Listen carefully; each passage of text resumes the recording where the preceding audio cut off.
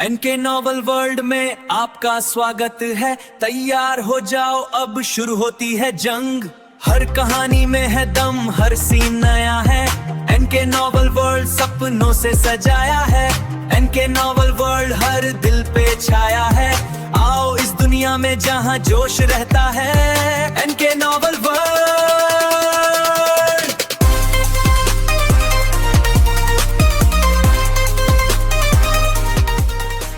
Blue guild ने हमें जो ऑफर दिया था वह किसी बिना खुर्चे हुए लॉटरी टिकट जैसा था।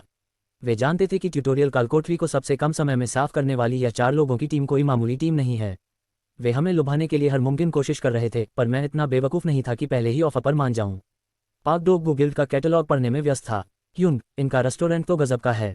मेरे दादाजी, जो कि स्टार शेफ थे, वे भी इसे देखकर खुश हो जाते। मैंने मुस्कुराते हुए उसे देखा। डोगबू अभी भी मासूम था, पर वह ये नहीं देख पा रहा था कि हम इस वक्त इस गिल्ड के लिए कितने कीमती हैं। हम वो लॉटरी टिकट हैं जिनके छिपे हुए टैलेंट को अभी दुनिया ने देखा नहीं है। जंग हयान, टीम का असली हीरा। डोगबू को अंदाजा नहीं था, पर टीम की सबसे बड़ी ताकत जंग हयान थी। भविष्य में वह एक आर्चमेज बनने वाली थी और ह्यूनसुंग एक ऐसा योद्धा जिसे कोई हरा नहीं सकता। हयान के पास जादुई ऊर्जा, मैजिक पावर की इतनी बड़ी क्षमता थी कि वह किसी भी सीमा को पार कर सकती थी। मैंने पिछले कुछ दिनों में उसे मानसिक रूप से पूरी तरह अपने साथ जोड़ लिया था। मैंने उसे सिखाया था कि उसकी असली ताकत का मकसद सिर्फ दुनिया जीतना नहीं, बल्कि मुझसे शाबाशी पाना है। वह मेरी तारीफ पाने के लिए किसी भी हद तक जाने को तैयार थी। यही कारण था कि जब गिल्ड के अधिकारियों के सामने डेमोन्स्ट्रेशन की बारी आई तो हयान सबसे ज्यादा नर्वस थी, पर सबसे ज्यादा दृढ़ भी। शक्ति का प्रदर्शन, आंखों देखा हाल। गिल्ड के ट्रेनिंग हॉल का नज़ारा किसी वीआईपी इवेंट जैसा था। वहां सिर्फ ब्लू गिल्ड ही नहीं, बल्कि दूसरे बड़े गिल्ड्स के स्काउटर्स भी छिपे हुए थे। वे ऐसे शिकारियों की तरह थे जो नए टैलेंट को झपटने के लिए तैयार बैठे थे। हयान मैदान के बीचों बीच खड़ी थी। उसने 3 दिनों से मुझे नहीं देखा था और वह मुझे भीड़ में ढूंढ रही थी। जैसे ही हमारी आंखें मिली, मैंने उसे इशारा किया, अपनी ताकत दिखाओ। हयान ने सर हिलाया और अपना जादुई मंत्र पढ़ना शुरू किया। अचानक पूरे हॉल की हवा बदल गई। हयान के शरीर से इतनी माना निकल रही थी कि जमीन की धूल उड़ने लगी। बड़े बड़े गिल्ड्स के अधिकारी अपनी कुर्सियों से खड़े हो गए। जल्दी इसकी प्रोफाइल निकालो। कौन है ये लड़की? गिल्ड हेड को रिपोर्ट करो तुरंत। मंत्र जितना लंबा होता गया, हवा में गूंज उतनी ही बढ़ती गई। लीसांग ही और ब्लू गिल्ड के सदस्य सन रह गए। उन्होंने हयान का ये रूप पहले कभी नहीं देखा था। एलिमेंटल बॉम्ब और सन्नाटा। हयान ने अपना मंत्र पूरा किया। साकार हो एलिमेंटल बॉम्ब। कर कर कर धूम। एक ऐसा धमाका हुआ जिसने पूरे ट्रेनिंग हॉल को हिलाकर रख दिया। आवाज इतनी तेज थी कि मुझे अपने कान ढकने पड़े। हयान के हाथ से निकली वह जादुई ऊर्जा सीधे लक्ष्य टारगेट की ओर बढ़ी। अगले ही पल वह विशाल पत्थर का लक्ष्य नामो निशान समेत गायब हो चुका था। वहां कोई जय जयकार नहीं हुई, सिर्फ एक गहरा सन्नाटा छा गया। वह सन्नाटा किसी भी शोर से ज्यादा तेज था। वह क्या था? डोगबू ने हकलाते हुए मुझसे पूछा। मैंने कोई जवाब नहीं दिया, पर मेरे चेहरे पर एक शातिर मुस्कान फैल गई। मुझे अंदाजा नहीं था कि हयान इतनी शक्तिशाली हो जाएगी। अब हमारी फिरौती, रैंसम सिर्फ करोड़ों में नहीं बल्कि अरबों में होने वाली थी। अब आएगा मजा ब्लू गिल्ड, अब तुम हमारे तलवे चाटोगे। जंग हयान के जादुई धमाके ने पूरे ट्रेनिंग हॉल को सुन्न कर दिया था। सन्नाटे के बाद जो शोर मचा, वह किसी शेयर मार्केट के क्रैश होने जैसा था। गिल्ड के अधिकारी पागलों की तरह चिल्ला रहे थे। उसकी प्रोफाइल लाओ। ब्लू गिल्ड के साथ बातचीत कहाँ तक पहुंची है? डाउन पेमेंट की चिंता मत करो, उसे जो चाहिए वो दो। ये सब मेरी योजना के अनुसार था। हयान की मैजिक पावर अब 31 तक पहुंच चुकी थी, एक ऐसा आंकड़ा जिसे ट्यूटोरियल से निकले किसी नए खिलाड़ी के लिए समझना नामुमकिन था। सिस्टम भी मुझे चेतावनी दे रहा था कि यंग, तुम किस्मत वाले हो। इस नाव हयान को कभी मत छोड़ना। हयान दौड़ती हुई मेरे पास आए, उसकी आंखों में प्रशंसा की भूख थी। मैंने उसे गले लगा लिया और उसके माथे पर एक हल्का सा किस किया। हॉल में बैठे वीवीआईपीएस के लिए यह साफ संदेश था, ये लेजेंडरी जादूगरनी मेरी है। किम ह्यूनसुंग, एक अदृश्य दानव। तभी मॉडरेटर ने अगले प्रदर्शन की घोषणा की। किम ह्यूनसुंग का मुकाबला एक अनुभवी योद्धा से था। योद्धा श्रेणी का प्रदर्शन अक्सर द्वंद्व ड्यूल के जरिए होता है। जैसे ही मुकाबला शुरू हुआ, ह्यूनसुंग और उसका प्रतिद्वंद्वी नजरों से ओझल हो गए। उनकी तलवारों के टकराने की आवाजें बिजली की कड़क जैसी थीं। शुरुआत में लगा कि प्रतिद्वंद्वी भारी पड़ रहा है, क्योंकि उसके स्टैट्स ह्यूनसुंग से ज्यादा थे। पर ह्यूनसुंग एक रेग्रेसर था। उसे लड़ने का वह अनुभव था जो सदियों की तपस्या से आता है। अचानक एक जोरदार धाक हुई। ह्यूनसुंग का प्रतिद्वंद्वी निहत्था हो चुका था, उसकी तलवार हवा में उड़ रही थी। ह्यूनसुंग ने बड़े सलीके से हार मान ली। मैं हार गया। शातिर लोमड़ी। मैंने मन ही मन उसकी तारीफ की। ह्यूनसुंग ने अपनी पूरी ताकत नहीं दिखाई, पर उसने ये साबित कर दिया कि वह एक अनुभवी योद्धा को भी धूल चटा सकता है। हॉल तालियों की गड़गड़ाहट से गूंज उठा। गिल्ड स्काउट्स अब अपनी सीटों पर बैठ नहीं पा रहे थे। रेड मर्सिनरी और चाहीरा। जैसे ही प्रदर्शन खत्म हुआ, बड़े गिल्ड्स के लोग पागलों की तरह ह्यूनसुंग की तरफ लपके। पर तभी एक साया मेरी और हयान की तरफ बढ़ा। क्या हम 1 मिनट बात कर सकते हैं? एक बुलंद और आत्मविश्वास से भरी आवाज गूंजी। मैंने मुड़कर देखा, वहां एक लाल बालों वाली महिला खड़ी थी। उसके कपड़े और उसका अंदाज ही बता रहा था कि वह कोई मामूली इंसान नहीं है। ली की यंग, सही कहा ना। और जंग हयान, अगर आपको बुरा न लगे तो क्या हम थोड़ा वक्त ले सकते हैं? मैं रेड मर्सनरी गिल्ड की चाहिरा हूँ। चाहिरा, इस नाम को सुनते ही आसपास के छोटे मोटे गिल्ड स्काउट्स पीछे हट गए। वह इस दुनिया के सबसे ताकतवर लोगों में से एक थी। मैंने हाथ मिलाने के लिए अपना हाथ आगे बढ़ाया, पर मेरी नज़रें अनजाने में उसके बोल्ड पहनावे पर टिक गईं। मैं एक प्रतिभाशाली जादूगरनी का स्तंभ पिलर माना जा रहा था और अब दुनिया के सबसे बड़े गिल्ड्स मेरे सामने हाथ फैलाए खड़े थे। खेल अब वाकई मज़ेदार होने वाला है, मैंने सोचा और अपनी शातिर मुस्कान को चेहरे पर सजने दिया। ट्रेनिंग हॉल का माहौल अचानक बदल गया था। मेरे सामने लाल बालों वाली एक महिला हाथ बढ़ाए खड़ी थी। उसकी ड्रेस इतनी बोल्ड और बेबाक थी कि एक पल के लिए मैं अपनी शालीन मुस्कान भूल गया और उसे देखता रह गया। पर जैसे ही मुझे एहसास हुआ, मेरे रोंगटे खड़े हो गए। मुझे अपने ऊपर दो भारी नज़रें महसूस हुईं, एक जंग हयान की जो जलकर राख हो रही थी और दूसरी खुद उस लाल बालों वाली महिला की। मैंने तुरंत अपनी माइंड आई का इस्तेमाल किया। खिलाड़ी चाहिरा, खिताब blood mad madam mercenary queen, class mercenary queen legend level, strength 97, health 85, मैना 82। ओवरव्यू, ये बहुत खतरनाक है, सावधान रहो वरना ये तुम्हारा सिर चबा जाएगी। 97 स्ट्रेंथ, ये ली सांघी से भी कहीं ज्यादा ताकतवर थी। वह इस साम्राज्य की सबसे खूंखार योद्धाओं में से एक थी। चाहिरा हयान ने मेरा हाथ इतनी जोर से जकड़ा हुआ था कि मुझे दर्द होने लगा। वह नहीं चाहती थी कि मैं चाहिरा से हाथ मिलाऊं, पर चाहिरा एक वीवीआईपी थी, उसे नज़रअंदाज करना मौत को दावत देना था। मिलकर खुशी हुई। मैं ली की यंग हूं। मैंने हयान की पकड़ से अपना हाथ छुड़ाते हुए चाहिरा से हाथ मिलाया। प्रदर्शन शानदार था की यंग, खासकर जंग हयान का जादू, चाहिरा ने एक मादक मुस्कान के साथ कहा। हयान की आवाज़ इतनी धीमी हो गई कि वह सुनाई भी नहीं दे रही थी, पर उसका गुस्सा साफ था। 2 अरब का दांव, खौफनाक ऑफर। चाहिरा इधर उधर की बातें करने वाली औरत नहीं थी। उसने सीधे मुद्दे की बात की। ब्लू गिल्ड के पास सौदेबाजी का पहला हक है, मैं उसका सम्मान करती हूँ, पर मैं यहाँ एक सलाहकार के तौर पर आई हूँ, उसने मुस्कुराते हुए कहा। हमारा रेड मर्सिनरी गिल्ड जादुई शक्तियों विजिट्स में निवेश करना चाहता है, और मैं तुम दोनों की यंग और हयान में दिलचस्पी रखती हूँ। कितना निवेश? मैंने पूछा। चाहिरा हंसी और बोली, 2 अरब 2 बिलियन वन प्रति व्यक्ति। मेरा दिमाग सन रह गया। 2 अरब और सालाना 50 करोड़ 500 मिलियन की सैलरी। ब्लू गिल्ड ने जो ऑफर दिया था यह उसका 20 गुना था, पर इसमें एक पेंच था। हमारा गिल्ड सिर्फ जादुई टैलेंट चाहता है, हमें ह्यूनसुंग या डोगबो की ज़रूरत नहीं है। हमारे पास पहले से ही बेहतरीन योद्धा और टैंकर्स हैं। यह एक प्रस्ताव था ह्यूनसुंग और डोगबो को छोड़कर अमीर बनने का। अचानक हमला और हयान का सन्नाटा। प्रस्ताव दिलचस्प है, पर मैं अपने दोस्तों को नहीं छोड़ सकता। मैंने अपनी वफादारी दिखाने की कोशिश की। ये तो और भी दिलचस्प है। चाहिरा मेरे और करीब आ गई। यह मेरी तरफ से एक छोटा सा गिफ्ट है। इससे पहले कि मैं कुछ समझ पाता, चाहिरा बिजली की रफ्तार से मेरी तरफ बढ़ी। उसने बिना किसी चेतावनी के मेरे होंठों पर एक किस कर दिया। यह पागल औरत। मैंने उसे पीछे धकेलने की कोशिश की, पर उसकी 97 स्ट्रेंथ के आगे मेरा शरीर एक तिनके जैसा था। पूरे हॉल में सन्नाटा छा गया। गिल्ड अधिकारी, डोगबो और ह्यूनसुंग सब फटी आंखों से हमें देख रहे थे, पर मेरा ध्यान सिर्फ एक तरफ था, जंग हयान। वहां कोई चीख नहीं थी, कोई गुस्सा नहीं था। हयान बिल्कुल शांत खड़ी थी। उसकी जादुई ऊर्जा माना का एक कतरा भी महसूस नहीं हो रहा था। और यही सबसे डरावनी बात थी, ये भी एक गिफ्ट था। फिर मिलेंगे कि यंग। चाहिरा मुस्कुराते हुए मुड़ी और चली गई। शिट, मैं तो गया, मैंने सोचा। चाहिरा ने मुझे चूमकर हयान के अंदर के उस राक्षस को जगा दिया था जो अब पूरे साम्राज्य को जलाकर राख कर सकता था। ट्रेनिंग हॉल में सन्नाटा था। दूसरी मंजिल से किम ह्यूनसुंग, डोगबो और हयान मुझे घूर रहे थे। चाहिरा वाले वाकये के बाद से हयान का वह खामोश चेहरा मुझे डरा रहा था, पर अभी मेरा ध्यान प्रदर्शन डेमोन्स्ट्रेशन पर था। मैंने फर्श पर एक जटिल जादुई घेरा मैजिक सर्कल बनाया। मेरी जादुई शक्ति कम थी, इसलिए मुझे अपनी क्लास अल्केमिस्ट के ज्ञान का सहारा लेना पड़ा। प्रभु, मेरी पुकार सुने। फायर पिलर, घेरे से आग का एक विशाल स्तंभ ऊपर उठा। यह मेरी सामान्य क्षमता से कहीं ज्यादा शक्तिशाली था। हॉल तालियों से गूंज उठा।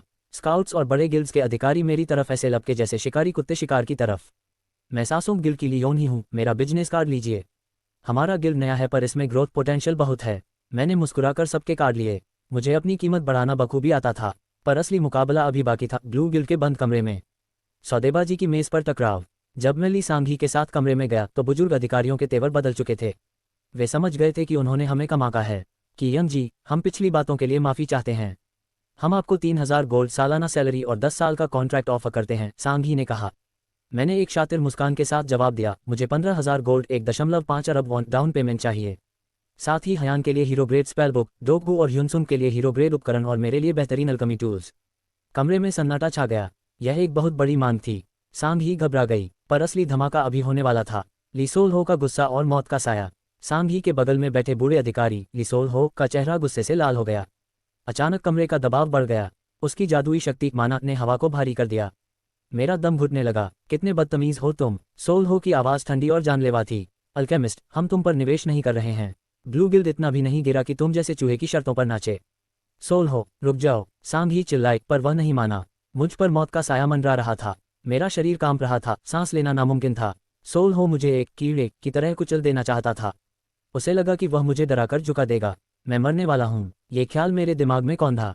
पर तभी मेरे भीतर का रणनीतिकार जाग उठा। मैंने अपनी पूरी ताकत जुटाई और खून उगलते हुए मुस्कुराया। कर दो, पागल बूढ़े। अगर मारना चाहते हो तो मार दो। तुम्हारी हिम्मत कैसे हुई? सोल हो और भी ज्यादा मैं ना रिलीज करने ही वाला था कि मैंने अपना आखिरी पत्ता फेंका। अगर मैं मरा तो क्या तुम्हें लगता है कि चाहीरा तुम्हें जिंदा छोड़ेगी? चाहीरा का नाम सुनते ही सोल हो का हाथ हवा में थम गया। कमरे का जादुई दबाव एकदम से गायब हो गया। वह थर थर कांपने लगा। उसने अभी अभी चाहीरा को मुझे चूमते देखा था। उसे लगा कि मैं मर्सिनरी क्वीन का खास आदमी हूँ। मैंने हाँफते हुए अपना कोट चीक किया। शुक्रिया चाहीरा, तुम्हारा वह पागलपन आज मेरी जान बचा गया। अगर मैं मरा तो क्या तुम्हें लगता है कि चाहीरा तुम्हें जिंदा छोड़ेगी? मेरे इन शब्दों ने बुढ़ेली सोल हो का मुंह सिल दिया। जाहिर है यह एक सफ़ेद झूठ था। अगर चाहीरा यहाँ होती तो वह इस बात पर ठहाके मारती। पर उस बूढ़े के लिए रेड मर्सिनरी की क्वीन का नाम ही मौत का फरमान था। कमरे का भारी जादुई दबाव माना प्रेशर अचानक गायब हो गया। सोल हो थर थर कांप रहा था। उसे लगा कि उसने गलती से किसी अजगर की पूंछ पर पैर रख दिया है। यह क्या बकवास है? वह हकलाया। बकवास है या हकीकत, क्या तुम आजमाना चाहोगे? मैंने अपनी आवाज़ में वह आत्मविश्वास भरा जो मेरे पास था ही नहीं। चाहीरा के साथ मेरा क्या रिश्ता है ये तुम्हारा मसला नहीं है। मसला यह है कि ब्लू गिल्ड ने एक नए रिक्रूट को जान से मारने की धमकी दी है। अगर यह बात बाहर निकली तो क्या तुम्हें लगता है कि तुम्हारा ये डूबता हुआ गिल्ड रेड मर्सिनरी का कहर झेल पाएगा? बूढ़ा खामोश था। वह अपनी पिछली गलतियों को याद कर रहा होगा। मैंने अपनी शर्ट चीक की और खड़ा हो गया। लीसांगी का प्रहार और बूढ़े की शामत। तभी एक जोरदार धमाका हुआ। लीसांगी ने मेज पर मुक्का मारा था। वह अब तक खामोश थी पर अब उसका सब्र टूट चुका था। लीसोल हो, सांघी की आवाज़ बिजली की कड़क जैसी थी। तुम्हें अंदाजा भी है कि तुम क्या कर रहे हो? सांघी, मैं तो बस गिल्ड के लिए। चुप रहो, तुम अभी के अभी सस्पेंड प्रोबेशन किए जाते हो। गिल्ड वापस जाओ और कियंग जी से माफ़ी मांगो। मैं दोबारा नहीं कहूंगी। सोल हो का चेहरा देखने लायक था। अपमान, डर और हैरानी उसके चेहरे पर साफ दिख रही थी। उसे एक चूहे मेरे के सामने झुकना पड़ रहा था। मैं अपनी बदतमीजी के लिए माफ़ी मांगता हूँ, उसने बुदबुदाते हुए कहा और तेजी से कमरे से बाहर निकल गया। नया कॉन्ट्रैक्ट, सत्ता का खेल। सांघी ने झुककर मुझसे माफ़ी मांगी। कियंग जी, मैं बहुत शर्मिंदा हूँ। मैं अपने गिल्ड सदस्यों को कंट्रोल नहीं कर पाए। सांघी एक नेक इंसान थी और यही उसकी सबसे बड़ी कमजोरी थी। मैंने इस मौके का फ़ायदा उठाने का फैसला किया। कोई बात नहीं सांघी, मैं समझ सकता हूँ। और जहाँ तक कॉन्ट्रैक्ट की बात है, मैं अपनी शर्तें थोड़ी नरम करने को तैयार हूँ। 15,000 गोल्ड के बजाय मैं 10,000 गोल्ड पर मान जाऊँगा। सांघी की आंखों में उम्मीद की चमक जागी। पर मेरा असली वार अभी बाकी था। लेकिन मेरी एक शर्त है, मैं चाहता हूं कि ब्लू गिल्ड के मुख्य कार्यकारी पदों एग्जीक्यूटिव पोजीशंस पर फिर से विचार किया जाए। मुझे गिल्ड के अंदर एक मजबूत ओहदा चाहिए। सांघी सन रह गई। उसे समझ आ गया कि मैं क्या मांग रहा हूं। मैं सिर्फ पैसा नहीं बल्कि सत्ता मांग रहा था। मैं उन सड़े हुए पत्थरों सोल हो जैसे अधिकारियों को हटाकर गिल्ड की बागडोर अपने हाथ में लेना चाहता था। मैं गिल्ड की सफाई में आपकी मदद करूंगा सांघी, मैंने उसे आश्वासन दिया। बैकबोन की जरूरत। इंटरव्यू खत्म हुआ कि यंग अब सिर्फ एक अल्केमिस्ट नहीं बल्कि ब्लू गिल्ड का होने वाला पावर प्लेयर था। मैंने गिल्ड को यह एहसास करा दिया था कि मेरे पास चाहीरा जैसी बैकबोन सहारा है। पर मन ही मन मैं जानता था कि यह आग से खेलने जैसा है। चाहीरा का नाम लेना मुझे बचा तो गया, पर अब मुझे वाकई उससे संबंध बनाने होंगे, वरना मेरा ये झूठ जल्द ही मेरी मौत बन जाएगा। मुझे अब अपना असली गॉडफादर ढूंढना होगा, मैंने खिड़की से बाहर देखते हुए सोचा। अगर मैं अकेला होता तो शायद रेड मर्सनरी ज्वाइन कर लेता। पर ब्लू गिल्ड, वह तो एक डूबता हुआ जहाज था जिसे कुछ संकी और निकम्मे बूढ़े चला रहे थे। युनसुंग न जाने क्यों ब्लू गिल्ड से चिपका हुआ था, पर मैं जानता था कि यहाँ मेरी जान को खतरा है। लीसोल हो जैसे लोग मुझे कभी भी कुचल सकते थे, इसलिए मुझे अपनी निजी सुरक्षा के लिए एक बैकअप चाहिए था। चाहीरा, उसका नाम ही इस साम्राज्य में खौफ पैदा करने के लिए काफ़ी था। हयान का डर और कियंग का जादुई इलाज। जब मैंने टीम को बताया कि मैं चाहीरा से मिलने जा रहा हूँ तो सन्नाटा छा गया। डोकबू हैरान था और जंग हयान का चेहरा सफ़ेद पड़ गया। उसे याद था कि उस लाल बालों वाली औरत ने सबके सामने मुझे चूमा था। ओप्पा, मत जाओ, हयान ने कांपती आवाज़ में कहा। हयान को शांत करना ज़रूरी था, वरना वह अपने ही गिल्ड को जला डालती। मैंने उसे दीवार से सटा दिया। वह हकबकाई रह गई। मैंने उसका चेहरा ऊपर उठाया और उसे एक गहरा भावुक किस किया। यह कोई साधारण चुंबन नहीं था, यह उसे पूरी तरह वश में करने का मेरा टूल था। हयान पूरी तरह पिघल गई, उसके हाथ मेरे बालों में उलझ गए। मैं तुम्हें पसंद करता हूँ हयान, मैं ये सब हमारे भविष्य को सुरक्षित करने के लिए कर रहा हूँ। चाहीरा के साथ संबंध बनाना मजबूरी है क्योंकि हम अभी उतने ताकतवर नहीं हैं, मैंने उसके कान में फुसफुसाया। मैं भी आपसे प्यार करती हूँ ओप्पा, हयान ने लड़खड़ाते हुए कहा। उसकी जलन अब वफादारी में बदल चुकी थी। लव डॉक्टर डोकबू दूर से ये सब देखकर मुस्कुरा रहा था। शेरनी की मांद में चाहिरा और की यंग हयान को मनाकर मैं सीधे रेड मर्सिनरी के ठिकाने पहुंचा। वहां के गार्ड्स मुझे देखकर ऐसे हटे जैसे उन्हें मेरा इंतजार हो। मैं चाहिरा के कमरे में दाखिल हुआ। वह अपने बिस्तर पर लेटी जम्हाई ले रही थी। उसकी वही बोल्ड ड्रेस और बिखरे हुए लाल बाल, वह साक्षात कामुकता और खतरे का मिश्रण थी। क्या तुम्हारा इरादा बदल गया? क्या तुम मेरा गिल्ड ज्वाइन करोगे? उसने अपनी नशीली आंखों से मुझे देखते हुए पूछा। नहीं, इरादा नहीं बदला। मैंने अपनी घबराहट को छुपाते हुए सीधे उसकी आंखों में देखा। तो फिर यहाँ अकेले क्यों आए हो? मैं एक बहुत अच्छा सपना देख रही थी और तुमने उसे तोड़ दिया। मुझे अच्छा नहीं लग रहा कि तुम उस छोटी बच्ची के साथ इश्क लड़ाओ और मैं बस देखती रहूं। चाहिरा का अंदाज इतना बेबाक था कि मैं एक पल के लिए अपनी स्क्रिप्ट भूल गया। पर मुझे कॉन्फिडेंट दिखना था। मैंने गहरी सांस ली और वह कहा जिसके लिए मैं यहाँ आया था। मैं चाहता हूं कि आप मेरी स्पॉन्सर बने। कमरे में सन्नाटा छा गया। चाहिरा की आंखों में हैरानी के बाद एक नई चमक आए। वह उठकर बैठी और खिलखिलाकर हंसी। तुम वाकई बहुत दिलचस्प हो, ली की यंग। तुम जानते हो तुम क्या मांग रहे हो? ये औरत क्या बकवास कर रही है? चाहिरा की आंखों में मेरे लिए एक अजीब सी भूख थी। आज तक किसी ने मुझसे इतनी बेबाकी से बात नहीं की यंग। तुम मेरी पसंद के सांप हो, हिसाबी और चालाक। तुम बहुत सुंदर नहीं हो, पर तुम्हारी आंखें मुझे अपनी ओर खींचती हैं। उसने बिस्तर पर अपने बगल की खाली जगह थपथपाई। इशारा साफ था। मेरा चेहरा शर्म से लाल हो गया।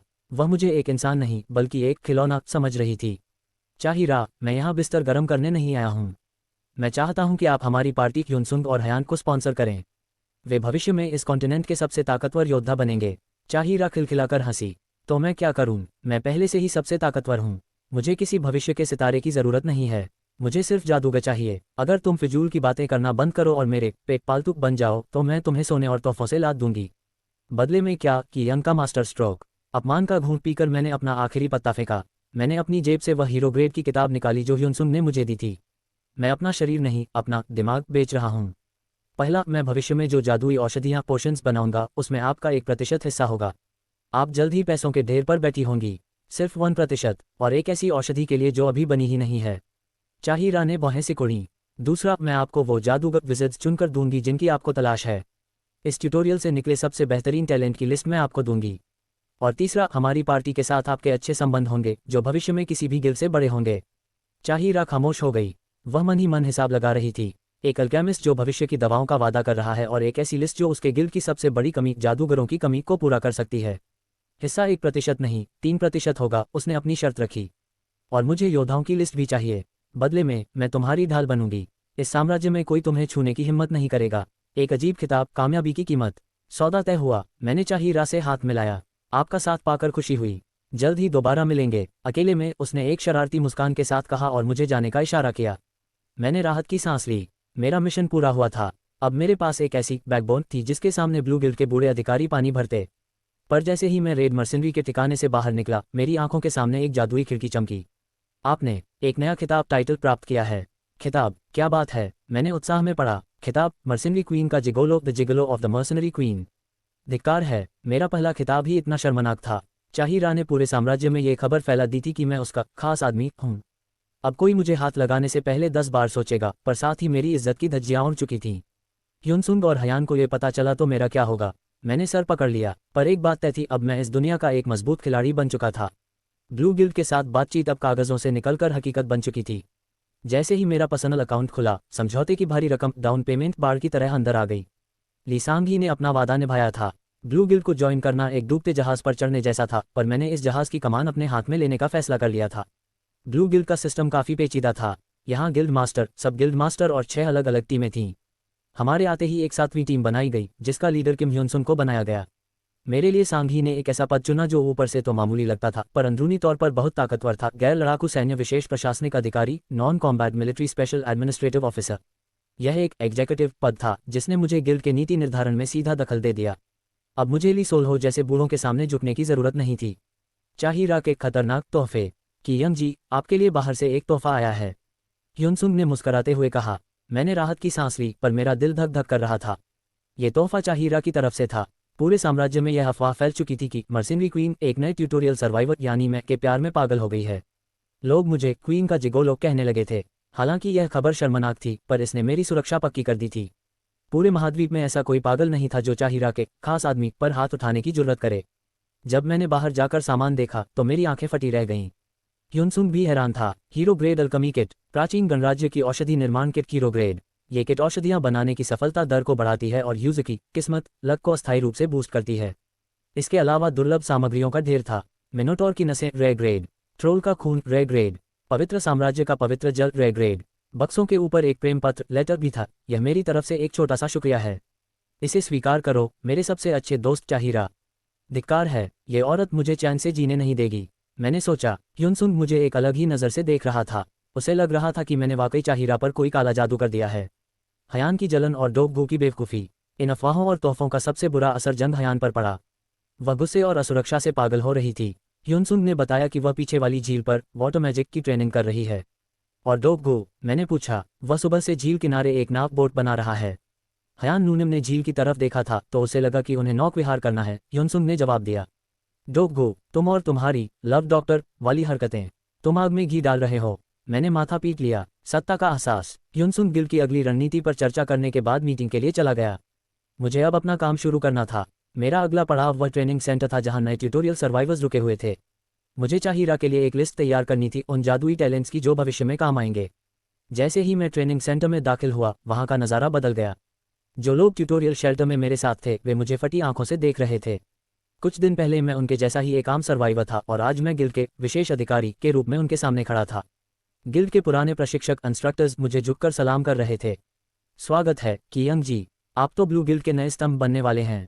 मैंने चारों तरफ देखा। डर, जलन और सम्मान का वह मिश्रण देखकर मेरे होठों पर एक कुटिल मुस्कान आ गई। सत्ता का नशा वाकई बहुत गहरा होता है। मैं इस ताकत का आदी हो सकता हूँ, मैंने सोचा और अपना सिर ऊंचा करके आगे बढ़ गया। ट्रेनिंग सेंटर का नज़ारा अजीब था। कुछ दिन पहले हम सब साथ थे और आज मैं एक गिल्ड अधिकारी बनकर ऊंची कुर्सी पर बैठा था, जबकि लीजी हये और बाकी लोग नौकरी की भीख मांग रहे थे। मैंने अपनी माइंड्स आई से सबको स्कैन करना शुरू किया। मुझे चाहिरा के लिए एक लिस्ट बनानी थी, पर सच तो ये था कि यहाँ ज़्यादातर लोग कचरा थे। ट्यूटोरियल में जो लोग लड़ने से बचते रहे उनके लिए इस कॉन्टिनेंट महाद्वीप पर जिंदा रहना नामुमकिन जैसा था। ट्रेनिंग का काला सच। वहाँ के इंस्ट्रक्टर ने चापलूसी करते हुए मुझे इस दुनिया की हकीकत बताई। कियंग जी, यहाँ नियम साफ है। जिनके पास मैना मानत है वे जादूगर या पादरी बनते हैं। जो लड़ सकते हैं वे योद्धा, और जो कुछ नहीं कर सकते उनका क्या होता है? मैंने पूछा। वे नॉन कॉम्बैट आर्मी में जाते हैं, सफाई, खाना बनाना या ब्यूटी पार्लर में काम करना। चाहिरा के गिल्ड में तो एक हेयर डिज़ाइनर भी है। इंस्ट्रक्टर ने आगे बताया कि छोटे गिल्ड्स और क्लैंस तो और भी खतरनाक हैं। वे नए खिलाड़ियों को ब्लैक कंपनियों की तरह इस्तेमाल करते हैं। बिना बीमा और सुरक्षा के उन्हें खतरनाक मिशनों पर भेज दिया जाता है जहां वे कीड़े मकोड़ों की तरह मर जाते हैं। गिल्ड मास्टर्स उनका खून चूसते हैं और उन्हें फेंक देते हैं। ये दुनिया तो मेरी पुरानी दुनिया से भी ज्यादा घटिया है, मैंने मन ही मन सोचा। गिल्ड मास्टर का भाषण और कड़वा अंत। तभी ली सांघी और किम ह्युनसुंग के साथ गिल्ड मास्टर अंदर आए। बूढ़ा ली सोल्हो भी पीछे पीछे था, पर उसकी हिम्मत नहीं थी कि वह मेरी तरफ देखे। सांघी ने मुझसे मुस्कुराकर बात की, जिससे बाकी सर्वाइवर्स की जलन और बढ़ गई। गिल्ड मास्टर पोडियम पर खड़े हुए। उनका चेहरा थका हुआ और गंभीर था। आप लोगों ने ट्यूटोरियल में बहुत मेहनत की। मैं चाहता तो आपको और ट्रेनिंग देता, पर हालात इजाज़त नहीं देते। आज कुछ गिल्ड्स आपसे संपर्क करेंगे और कुछ लोग खुद के क्लैंस बनाएंगे। सन्नाटा छा गया। सर्वाइवर्स की आंखों में उम्मीद थी कि ब्लू गिल्ड उन्हें चुन लेगा, लेकिन गिल्ड मास्टर के अगले शब्द किसी ठंडे पानी की बौछार जैसे थे। जिंदा रहिएगा, बस इतना ही कहूंगा। हॉल में खामोशी छा गई। मुझे समझ आ गया, ब्लू गिल्ड आज किसी को भी भर्ती रिक्रूट नहीं करने वाला था। वे इतने गरीब हो चुके थे कि वे नए खिलाड़ियों का बोझ नहीं उठा सकते थे। उन्होंने इन सर्वाइवर्स को उनके भाग्य के भरोसे छोड़ दिया था। कितना क्रूर है ये खेल। मैंने ली जी हे की तरफ देखा, जो उम्मीद खो चुकी थी। कि यंग की नई प्राथमिकताएं। मेरे पास अब बहुत काम था। चाहिरा के लिए टैलेंटेड लोगों की लिस्ट बनाना, ह्युनसुंग के लिए नई टीम तैयार करना, अपनी अल्कमी लैब में जादुई औषधियां पोशंस बनाना, और सबसे जरूरी जंग हयान का गुस्सा शांत करना, जो शायद अभी भी झील किनारे ज्वालामुखी की तरह सुलग रही थी। काम इतना ज्यादा था कि मैं ओवरवर्क से मर सकता था। मुझे एक ऐसी टीम चाहिए थी जो मेरे लिए काम कर सके। मेरी नज़रें भीड़ में किसी काम के मोहरे को ढूंढ रही थीं। ट्यूटोरियल का खेल खत्म हो चुका था। हम अब ब्लू गिल्ड के खास सदस्य थे, जबकि बाकी सर्वाइवर्स के लिए भविष्य एक गहरा अंधेरा था। ब्लू गिल्ड ने हमें चुनने के लिए अपनी पूरी ताकत और पैसा लगा दिया था, इसलिए उनके पास बाकी औसत लोगों को पालने का न तो बजट था न ही इरादा। तभी भीड़ से एक परिचित आवाज़ गूंजी, ह्युनसुंग। ये शेल्टर का वही आदमी था जो ट्यूटोरियल में सिर्फ बैठकर मुफ्त की रोटियां तोड़ता था और जंग हयान से नफरत करता था। वह बेशर्मी से चिल्लाया, ह्युनसुंग, हम साथ थे, हमें भी अपने साथ ले चलो प्लीज़। उसकी ये बेतुकी मांग सुनकर मुझे हंसी आ गई। ट्यूटोरियल में इन लोगों ने सिर्फ जगह घेरी और खाना बर्बाद किया, और अब वे ह्युनसुंग से जिम्मेदारी मांग रहे थे। ह्युनसुंग का फैसला और कियंग की चालाकी। ली सांग ही उत्सुकता से देख रही थी कि ह्युनसुंग अपनी पुरानी दोस्ती निभाएगा या गिल्ड के प्रति वफादार रहेगा। ह्युनसुंग ने अपना सिर झुकाया और शांति से कहा, माफ करना, तुम्हारे साथ मेरा रिश्ता यहीं खत्म होता है। क्या तुम ऐसा नहीं कर सकते? तुम जिम्मेदार हो। भीड़ चिल्लाने लगी। मैंने बीच में दखल दिया, हमारी कोई मजबूरी नहीं है कि हम तुम्हारी जिम्मेदारी उठाएं। शहर सुरक्षित है, तुम वहां मेहनत करो और जिंदा रहो। तभी मैंने एक दयालु चाल चली। मैंने अपनी जेब से कुछ पैसे निकाले और उस आदमी को दिए। ये छोटा सा तोहफा है, उम्मीद है काम आएगा। उस आदमी की आंखों में कृतज्ञता थी, पर वह बेवकूफ़ यह नहीं समझ पाया कि शहर के गुंडों के बीच नकद लेकर घूमना उसे और भी बड़ी मुसीबत में डाल देगा। मैंने उसे मदद नहीं बल्कि लूटने की एक और वजह दी थी। ली जी हये की खामोश विदाई। ली जी हये मुझे फटी आंखों से देख रही थी। वह समझ गई थी कि मैंने क्या किया है। वह चिल्लाई नहीं, क्योंकि उसे किसी और गिल्ड से ऑफर मिल चुका था। फिर मिलेंगे, मैंने उससे कहा। हाँ जरूर मिलेंगे, उसने आत्मविश्वास से जवाब दिया। वह ब्लू गिल्ड में हमारे साथ नहीं थी, पर वह अपनी बिसात खुद बिछा रही थी। लिंडेल, सपनों का शहर। ब्लू गिल्ड का काफिला अब आज़ाद शहर लिंडल की ओर चल पड़ा। ट्यूटोरियल का नर्क पीछे छूट चुका था। डोगबू और हयान मेरे साथ चल रहे थे। ओप्पा देखो, वो क्या है? हयान ने दूर एक ऊंचे क्लॉक टावर की तरफ इशारा किया। लिंडेल, ये बेनीगोर साम्राज्य का वह हिस्सा था जहां धरती से आए लोग अर्थलिंग्स रहते थे। ये किसी परीक्षा के जादुई शहर जैसा लग रहा था। किम ह्युनसुंग के चेहरे पर एक अजीब सा भाव था, डर और उम्मीद का मिश्रण। यह उसके लिए एक नई शुरुआत थी, या शायद अपनी पुरानी गलतियों को सुधारने का दूसरा मौका। जैसे जैसे हम करीब पहुंचे, शहर की भव्यता साफ दिखने लगी। लिंडेल, तो आज़ाद शहर ऐसा दिखता है। डोगबू खुशी से चिल्लाया। हयान ने मेरा हाथ मजबूती से थाम रखा था। ट्यूटोरियल खत्म हुआ था, पर इस असली दुनिया की राजनीति, साजिशें और खतरे अभी शुरू होने वाले थे। पर मुझे फिक्र नहीं थी, क्योंकि मेरे पास एक प्रेग्रेसा ह्युनसुंग और एक पागल जादूगरनी हयान का साथ था। आज़ाद शहर लिंडेल का दृश्य किसी पुराने ख्वाब के हकीकत में बदल जाने जैसा था। जैसे ही पश्चिमी द्वार भारी गूंज के साथ खुला, पाक डोगबू और जंग हयान के मुंह से सिर्फ विस्मय भरी आहें निकलीं। उनके चेहरों पर छाए उस भोलेपन और हैरानी को देखकर ब्लू गिल्ड के वरिष्ठ सदस्य अपनी मुस्कुराहट नहीं रोक पाए। हमारे कदम एक ऐसे महानगर में पड़ चुके थे जो भव्यता और इतिहास का संगम था। यहाँ की वास्तुकला मुख्य रूप से पश्चिमी संस्कृति से प्रेरित थी, लेकिन सड़कों पर घूमती भीड़ में मुझे अपनी ही तरह धरती से आए अनगिनत चेहरे दिखाई दे रहे थे। लिंडेल वह जगह थी जहाँ कोरियाई मूल के लोग सबसे बड़ी संख्या में बसे थे। यह एक कड़वी सच्चाई थी कि इस पवित्र साम्राज्य के ट्यूटोरियल डंजों से सिर्फ कोरियाई ही नहीं, बल्कि जापानी और ताइवानी लोग भी बुलाए जा रहे थे। बाजार की हलचल के बीच जापानी और ताइवानी लोगों को एक साथ रहते और व्यापार करते देखना इस बात का प्रमाण था कि वे अपनी जड़ें यहाँ गहरी जमा चुके थे। शहर की सड़कों पर घूमते हुए मेरी नज़रें यहाँ के मंजर का आनंद ले रही थीं। चारों ओर स्टॉल लगे थे, शिकारी दल अपने लिए पादरियों की तलाश में चिल्ला रहे थे और व्यापारी अपने दुर्लभ सामानों की बोलियां लगा रहे थे। मुख्य चौक का नज़ारा मुझे किसी हद तक धरती की याद दिला रहा था। बस समय का पहिया कुछ सदियां पीछे छूट गया था। यहाँ कोई गगनचुंबी इमारतें नहीं थीं, बल्कि हर निर्माण में एक देहाती और प्राचीन स्पर्श था। सजे हुए रेस्टोरेंट्स की छतों पर लोग हंसते गाते भोजन कर रहे थे। ऐसा लग रहा था मानो मैं किसी दूसरे ग्रह पर नहीं, बल्कि समंदर पार किसी पुराने शहर में आ गया हूँ। लेकिन ये शहर सिर्फ चमक धमक का नाम नहीं था। जहाँ एक तरफ भव्यता थी, वहीं दूसरी तरफ अंधेरी गलियां भी थीं। हमारे रास्ते के ठीक विपरीत दिशा में टूटे फूटे घर और फटेहाल लोगों की बस्तियां थीं, लिंडेल के स्लम। अमीर और गरीब के बीच की वह गहरी खाई जो धरती पर इंसानों का पीछा करती थी, यहाँ भी उतनी ही डरावनी थी। शहर की नीतियाँ इन बदनसीबों के लिए बेअसर थीं। मैंने एक पल के लिए दुख महसूस किया, पर तुरंत अपना सिर झटक लिया। मेरा मकसद यहाँ किसी का उद्धार करना नहीं था। तभी हमारे सामने एक विशाल इमारत खड़ी हुई। लीसांगी ने गर्व के साथ मुस्कुराते हुए हमारा स्वागत किया। ब्लू गिल्ड में आपका स्वागत है। ब्लू गिल्ड का मुख्यालय मेरी उम्मीद से कहीं ज्यादा बड़ा और आलीशान था। पहली मंजिल पर एक विशाल लॉबी और सराय थी, जहां गिल्ड के सदस्य आराम करते और अपनी रणनीतियां बनाते थे। सांघी ने हमें बताया कि यहाँ का भोजन और शराब बाहरी बार की तुलना में कहीं बेहतर और गिल्ड सदस्यों के लिए मुफ्त है। जब हम दूसरी मंजिल पर पहुंचे तो गलियारा और कमरे देखकर हम दंग रह गए। कमरे इतने बड़े थे कि एक बेड पर 2 लोग आराम से सो सकते थे। पाक डोगबू, जो हमेशा अपनी शरारतों के लिए मशहूर था, उसने तुरंत मजाक किया कि मुझे और जंग हयान को एक ही कमरा साझा करना चाहिए। हयान की आंखों में उम्मीद की एक चमक कौंधी, पर मैंने बड़ी समझदारी से सबको अलग अलग कमरे दिए। अंत में सांघी मुझे गलियारे के आखिरी कमरे की ओर ले गई। जैसे ही उसने दरवाज़ा खोला, मेरी आंखों में चमक आ गई। वह एक विशाल अलकमी वर्कशॉप थी। किताबों का ढेर, आधुनिक प्रयोगशाला के उपकरण, बीकर्स, फ्लास्क और वे सारे औजार वहां मौजूद थे जिनकी मुझे ज़रूरत थी। चाहिरा द्वारा दिए गए कीमती तोहफे और प्राचीन औषधि निर्माण किट वहां बड़ी शान से सजे थे। सांघी ने बताया कि इस लैब में जादुई सुरक्षा चक्र और सफाई के लिए विशेष आर्टिफैक्ट्स लगाए गए हैं ताकि कोई भी प्रयोग खतरे का कारण न बने। धरती पर मेरा कभी अपना कोई निजी कोना नहीं था, लेकिन यहाँ मेरे पास एक पूरा साम्राज्य था। मेरा आत्मविश्वास 7वें आसमान पर था। भले ही दुनिया अलकमी को एक बेकार स्किल मानती थी, लेकिन इन उपकरणों के साथ मुझे यकीन था कि मैं कुछ भी बना सकता हूँ। जब बाकी सब बाहर जश्न मनाने जा रहे थे, मैंने अपनी लैब में ही रुकने का फैसला किया। मेरा खून नए प्रयोगों के लिए खौल रहा था। वहीं दूसरी तरफ किम ह्युनसुंग चुपचाप शहर के दौरे पर निकल गया। वह मंदिरों से लेकर उन गंदी मलिन बस्तियों की गहराई तक जाना चाहता था। मैं जानता था कि वह सिर्फ सैर नहीं कर रहा, वह अपनी टीम के लिए उस 5वें सदस्य की तलाश में था जो हमारी ताकत को मुकम्मल कर सके। साजिशों और असीमित ताकत का यह नया अध्याय अब शुरू हो चुका था। प्रयोगशाला के सन्नाटे में सिर्फ रसायनों के उबलने और जादुई ऊर्जा के गूंजने की आवाज़ें आ रही थीं। मेरी आंखों के सामने सिस्टम की खिड़कियां तेजी से चमक रही थीं, नए फॉर्मूले मिल रहे थे, बुद्धि और जादुई क्षमता के स्तर बढ़ रहे थे। अल्कमी वाकई उतनी भी मुश्किल नहीं थी, बशर्ते आपके पास प्रयोग करने के लिए पर्याप्त साधन और अटूट हौसला हो। जहां आम अल्केमिस्ट हफ्तों तक सिद्धांतों को पढ़ने और विफल होने के डर में बिता देते हैं, वहीं मैंने सिर्फ नतीजों पर दांव लगाया था। मैंने दुर्लभ तत्वों को आपस में जोड़कर अपनी ताकत को पैसों के दम पर खरीदना शुरू कर दिया था। पिछले एक हफ्ते में मैंने हजारों गोल्ड सिर्फ प्रयोगों में फूंक दिए थे, लेकिन इसका फल भी मीठा था। अब बाजार में बिकने वाली लगभग हर साधारण औषधि का फॉर्मूला मेरे दिमाग में छप चुका था और मेरी जादुई स्टैट्स पहले से कहीं ज़्यादा मजबूत हो चुके थे। तभी लैब के भारी दरवाजे पर हल्की सी दस्तक हुई।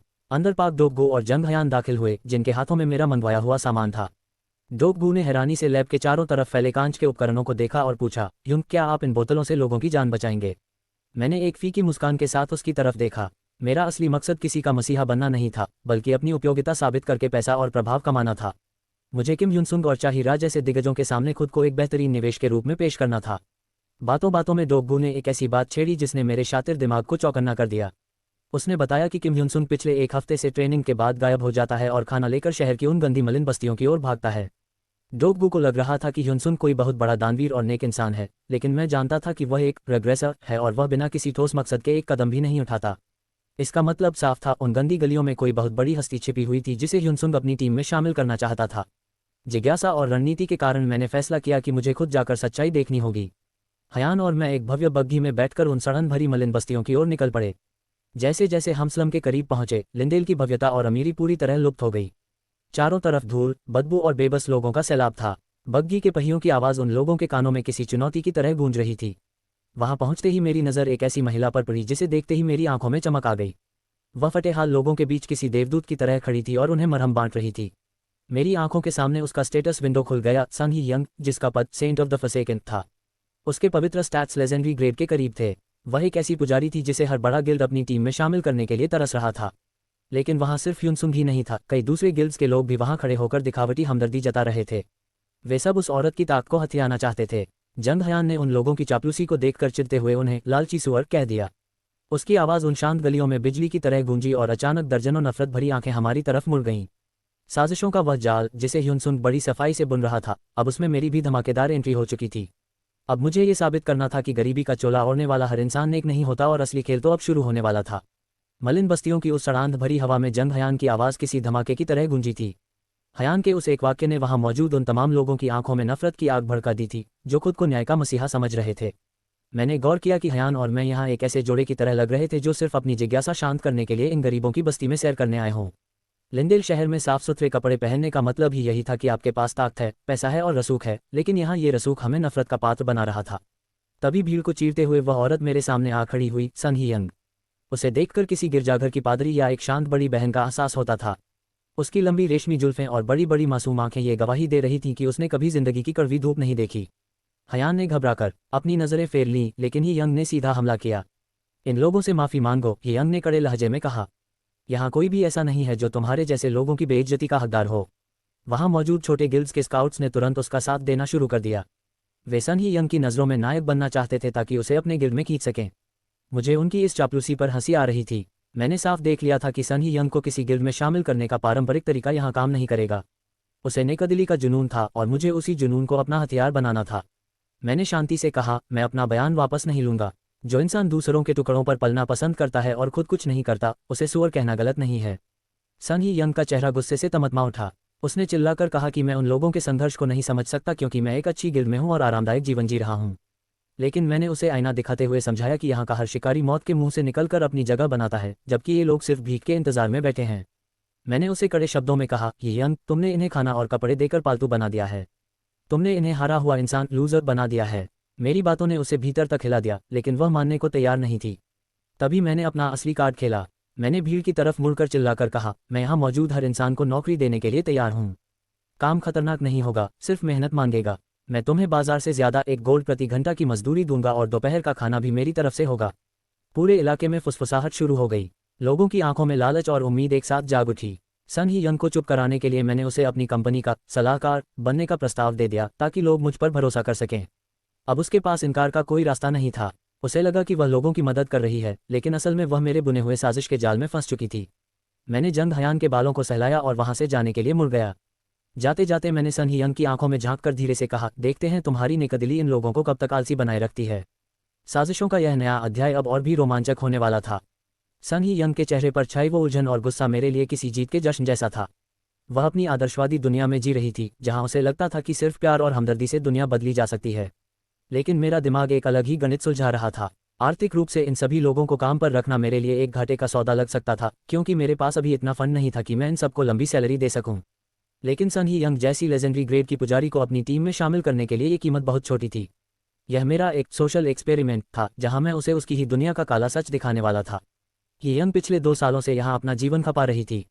उसने बड़े बड़े गिल्ड्स के प्रस्ताव सिर्फ इसलिए ठुकरा दिए थे क्योंकि उसे लगता था कि वह इन बेसहारा लोगों की मसीहा है। लेकिन मैंने उसे सीधे शब्दों में चुनौती दी। मैंने कहा, ये यंग, तुम जिन्हें मजबूर समझती हो वे दरअसल आलसी हैं। उन्हें काम नहीं बल्कि मुफ्त की रोटियां चाहिए। उसने जब मजदूरों की मेहनत का हवाला दिया तो मैंने उसे कड़वा सच आईना दिखाते हुए कहा, आज ये मजदूर जोश में पत्थर उठा रहे हैं क्योंकि मैंने इन्हें उकसाया है। इन्हें डर है कि अगर ये काम नहीं करेंगे तो ये आलसी सुअर कहलाएंगे। लेकिन याद रखना, ये जोश 1 महीने भी नहीं टिकेगा। ये लोग फिर से उसी गंदगी और मुफ्त की मदद की भीख मांगने लौट आएंगे, क्योंकि इंसानी फितरत इतनी आसानी से नहीं बदलती। ये यंग की आंखों में आंसू थे और वह गुस्से से कांप रही थी। तभी मैंने उसे अंडरडॉग इफेक्ट के बारे में बताया, इंसान की वो सबसे बड़ी गलती जहां वह सिर्फ कमजोर दिखने वाले को, नेक और ताकतवर को बुरा मान लेता है। मैंने साफ कहा, सिर्फ गरीब होना किसी के नेक इंसान होने का सर्टिफिकेट नहीं है। स्लम कोई स्वर्ग नहीं है जहां फरिश्ते रहते हों। यहाँ भी उतनी ही गंदगी, साजिशें और लालच है जितना बाहर की दुनिया में। अगर तुम्हें मेरी बात पर यकीन नहीं है तो खुद एक दिन के लिए इन गरीबों की तरह जी कर देखो। एक सेंट की तरह नहीं, बल्कि एक बेसहारा की तरह। तब तुम्हें पता चलेगा कि ये लोग अपनों के साथ भी कितने गंदे हो सकते हैं। मेरी ये बातें ही यंग के मन में संदेह का बीज बोने के लिए काफ़ी थीं। उसे अपनी पूरी जिंदगी और अपनी नेकदिली पर शक होने लगा था। वह लड़खड़ाते हुए पीछे हटी, मानो उसे किसी ने जोर का झटका दिया हो। उसे लगा कि वह सिर्फ सेवा कर रही है, पर हकीकत में वह उन्हें लाचार बना रही थी। ही यंग के जाने के बाद जंग हयान अपनी नोटबुक लेकर मेरे पास आए। वह साय की तरह उन मजदूरों पर नजर रख रही थी। उसने मुझे बताया कि कैसे कुछ लोग काम के नाम पर सिर्फ नाटक कर रहे हैं, कुछ लोग एक दूसरे से लड़ रहे हैं और कुछ तो भागने की फिराक में हैं। ये सुनकर मेरे चेहरे पर एक शातिर मुस्कान खिल गई। यही तो मैं चाहता था। मैंने हयान की ओर देखा और उससे एक अजीब सा सवाल पूछा, हयान, क्या तुम जादू की मदद से किसी का चेहरा बदल सकती हो? हयान ने मुस्कुराते हुए हाँ में सिर हिलाया। मेरा मास्टर प्लान तैयार था। अब वक्त था सन ही यंग को भेष बदलकर उन्हीं गलियों में भेजने का जिन्हें वह अपना घर समझती थी। अब उसे अपनी आंखों से देखना था कि उसके चहेते गरीब असल में कितने खौफनाक हो सकते हैं। खेल अब अपने चरम पर पहुंच चुका था और इस बार जीत सिर्फ मेरी होने वाली थी। सन ही यंग के मन में उथल पुथल मची हुई थी। वह बार बार खुद को यकीन दिला रही थी कि वह गलत नहीं है। उसके लिए उन गरीबों की मदद करना सिर्फ एक काम नहीं, बल्कि उसके जीवन का मकसद था। उसे लगता था कि स्लम में रहने वाले हर इंसान के पास अपनी एक दुख भरी कहानी है। किसी को गिल्ड ने ठुकरा दिया था तो कोई डिंजों में लड़ते हुए अपाहिज हो गया था। उसे लगता था कि यह समाज ही गलत है जो कमजोरों का ख्याल रखना नहीं जानता। लेकिन ली की यंग की उन कड़वी बातों ने उसके विश्वास की नींव हिला दी थी। कि यंग ने साफ कहा था, तुम उन्हें मसीहा बनकर नहीं बल्कि उनकी बराबरी पर रहकर देखो, तब तुम्हें उनकी असलियत पता चलेगी। इसी चुनौती को स्वीकार करते हुए ही यंग ने भेष बदला और एक साधारण गरीब लड़की का रूप धरकर उन गलियों में कदम रखा जहां वह पिछले 2 सालों से सेवा कर रही थी। जैसे जैसे वह स्लम की गहराई में बढ़ी, उसे माहौल कुछ बदला बदला सा लगा। वह गलियां जहां वह हमेशा आज़ादी से घूमती थी आज डरावनी लग रही थीं। दोपहर का वक्त था, लेकिन सड़कों पर कोई खास चहल पहल नहीं थी। तभी उसकी नज़र एक जगह जमा भीड़ पर पड़ी। वहां वही मजदूर खड़े थे जिन्हें ली की यंग ने काम पर रखा था। ही यंग को उम्मीद थी कि वे लोग काम की बातें कर रहे होंगे, लेकिन उनकी बातें सुनकर उसके कान सुनना पड़ गए। एक मजदूर बड़े आराम से कह रहा था, आज मैं काम पर नहीं गया। सिर्फ पत्थर धोने का काम मुझसे नहीं होगा। उस पादरी औरत सेंट के पास जाने में ही फायदा है, वह मुफ्त का खाना और कपड़े तो दे ही देती है, काम करने की क्या जरूरत है। दूसरा मजदूर हंसते हुए बोला, सुना है आज वह पादरी लड़की नहीं है, शायद उसे औरतों वाली बीमारी हो गई होगी। उनकी गंदी हंसी और भद्दे मजाक सुनकर ही यंग का दिल बैठ गया। ये वही लोग थे जिनके सामने वह श्रद्धा से सिर झुकाती थी। यंग वहां से भागना चाहती थी, लेकिन तभी उसे महसूस हुआ कि उसकी नेकदिली ने वाकई इन्हें पालतू जानवर बना दिया था। जैसे ही वह आगे बढ़ी, उसने देखा कि जो लोग उसे प्रेमी जोड़े लगते थे वे असल में एक बूढ़ा और एक वेश्या थे। जिसे वह बच्चों की देखभाल करने वाला नेक इंसान समझती थी, वह उन्हें बेरहमी से पीट रहा था। चारों तरफ सिर्फ गालियां, सड़न और नफरत का माहौल था। अचानक एक ठंडी सिहरन उसकी रीढ़ की हड्डी में दौड़ गई। पीछे से एक खौफनाक आवाज आए, अगर जान प्यारी है तो हिलना मत। ही यंग के गले पर एक तेज धार वाला चाकू टिका था। एक गंदा और डरावना आदमी उसे घूर रहा था। ही यंग ने कांपते हुए पूछा, तुम मुझसे क्या चाहते हो? उस आदमी ने भद्दी गाली देते हुए कहा, तुम्हें क्या लगा इस हुड के पीछे तुम अपना चेहरा छिपा लोगी। एक अकेली जवान लड़की का इस रात में यहाँ घूमना कितना खतरनाक है, पता है ना।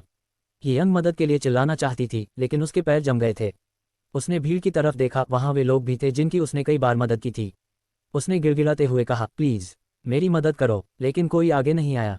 वे लोग जो कल तक उसे देवी कहते थे, आज उसे एक शिकार की तरह देख रहे थे और हंस रहे थे। किसी ने उसे लात मारी तो किसी ने उसके बालों को पकड़कर घसीटा। उस आदमी ने ही यंग के चेहरे पर जोर का तमाचा जड़ा और बोला, तुम्हें लगता है हम गंदे हैं?